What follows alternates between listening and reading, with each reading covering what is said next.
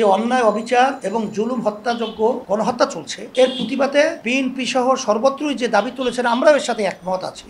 একটা পর্যায়ে যখন সময় আসবে তখন আমরা ঝাঁপিয়ে পড়ব।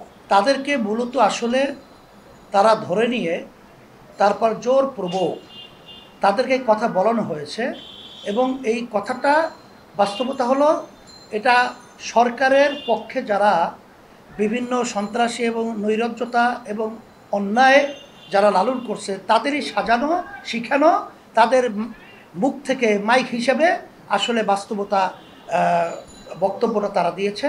আসলে তাদের বক্তব্য এটা নয়। এটা আমাদের পরিষ্কার অবদান যে ছাত্ররা যে ন্যায় দাবি নিয়ে তারা যে দাবি উত্থাপন করেছে দাবির সাথে তো আমরা একমত আগেও পোষণ করেছি এখনও করছি এবং এর সাথে সমস্ত শ্রেণীর মহলের রাজনৈতিক সহ সবাই আমরা ঐক্যমত পোষণ করছি।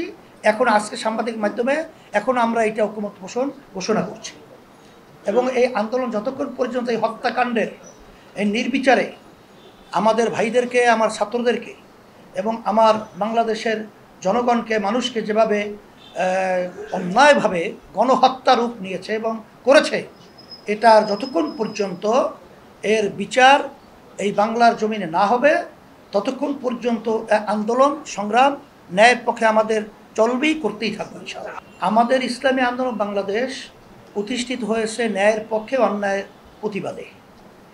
রাজনৈতিক ব্যানার হিসেবে আপনারা লক্ষ্য করেছেন কোনো ব্যানারই রাজনৈতিক হিসাবে ছাত্র এই ন্যায্য অধিকারের যে দাবির পক্ষে রাজপথে কোনো ব্যানারে কিন্তু কোনো রাজনৈতিক দল ওইভাবে নামে নাই, কিন্তু ইসলামী আন্দোলন আমরা বাংলাদেশ কিন্তু নেমেছি এবং আমরা সেখানে বক্তব্য রেখেছিলাম যে আমরা রাজনৈতিক দল হলেও আমাদের রাজনৈতিক দল প্রতিষ্ঠিত হয়েছে ন্যায়ের পক্ষে অন্যায়ের প্রতিবাদে। যখন নিরস্ত্র আপনার আবু ছাইদ সহ আমাদের ন্যায় দাবি আদায়ের লক্ষ্যে যেই মেধাবী ছাত্রছাত্রীদের উপরে যে হত্যাযজ্ঞ এবং যে নির্যাতন চালানো হয়েছে এটা সম্পূর্ণ অন্যায় অবিচার জুলুম। আমরা নিশ্চুপ থাকতে পারি না বিধায় এর প্রতিবাদে আমরা আসলে রাজপথে আমাদের ব্যানারে প্রতিবাদ করেছি। সেই হিসাবে আমাদের ছাত্রগুলো আমাদের এই যেহেতু আন্দোলন আমরা এই অন্যায় প্রতিবাদে ছিলাম তারা ওইভাবেই ছিল। জানুয়ারি যে জাতীয় নির্বাচন একদলীয় একই সিদ্ধান্ত বর্তমান সরকার করে ক্ষমতায় আছে তখন তো এই দাবির প্রতিবাদে এবং সুন্দর অবাধ নির্বাচনের ব্যাপারে আমরা জাতীয় সরকারে যে দাবি তুলেছিলাম এই দাবির সাথে আমরা কিন্তু রাজনৈতিক দলগুলো সবাই ঐক্যমতে ছিলাম এবং যার যার অবস্থানে থেকে আমরা প্রতিবাদ করেছি এবং জাতীয় নির্বাচন আমরাও বয়কট করেছি অন্যত্রও বয়কট করেছি।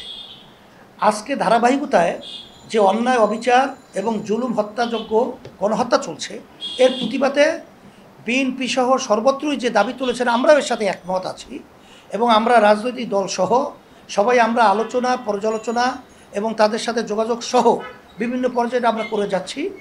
একটা পর্যায়ে দেশ রক্ষার জন্যে এবং অন্যায় প্রতিবাদে আমরা একত্রিত হয়ে জুলুমের বিরুদ্ধে যখন সময় আসবে তখন আমরা ঝাঁপিয়ে পড়ব।